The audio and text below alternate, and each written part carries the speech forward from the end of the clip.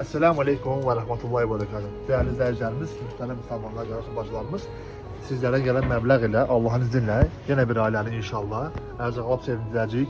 Bakmaya devam edin. Bismillah.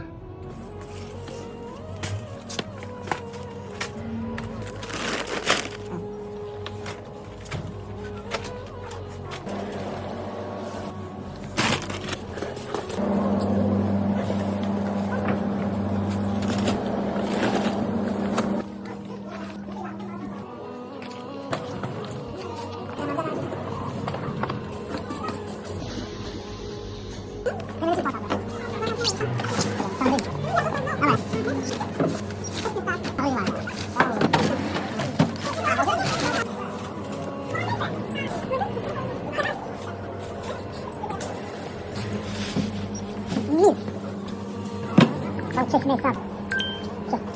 Ama ne diyor? Sen değil mi?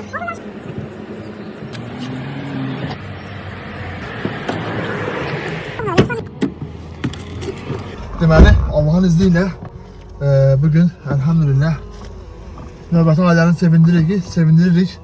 Sizlerin sayesinde sizin kimi değerli kardeşler ve bacılarımız məbləğ gönderir. Bize elhamdülillah paylayırıq. Gələn növbəti ailəyə.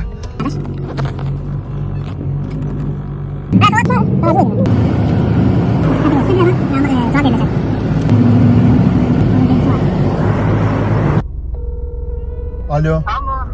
Bacı bir de salam aleyküm. Aynen. Aleyküm selam.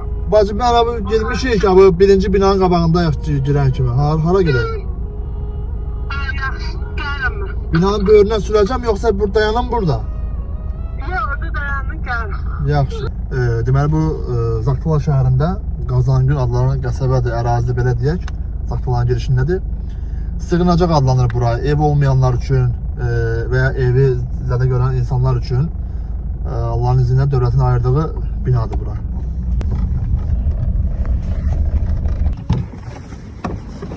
Gəlmisiniz bura? Gelmiş ya. Arzak yatmışım bir de burada bir bibi var. Tek Gəl yaşıyor. qonşuyuz.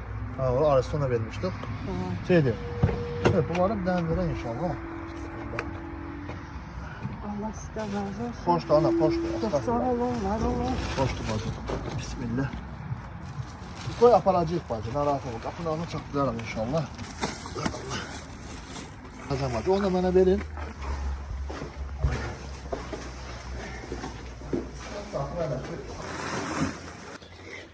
Deməli, bura müzakirətin sığınma evidir. Bacı da burada 2 dənə köpək övladıyla yaşayır, Allah yanında olsun. Biz bura niyə gəldik? Bacı öz doğrudan da kasıb olsa da bizə nə elan görsə yardım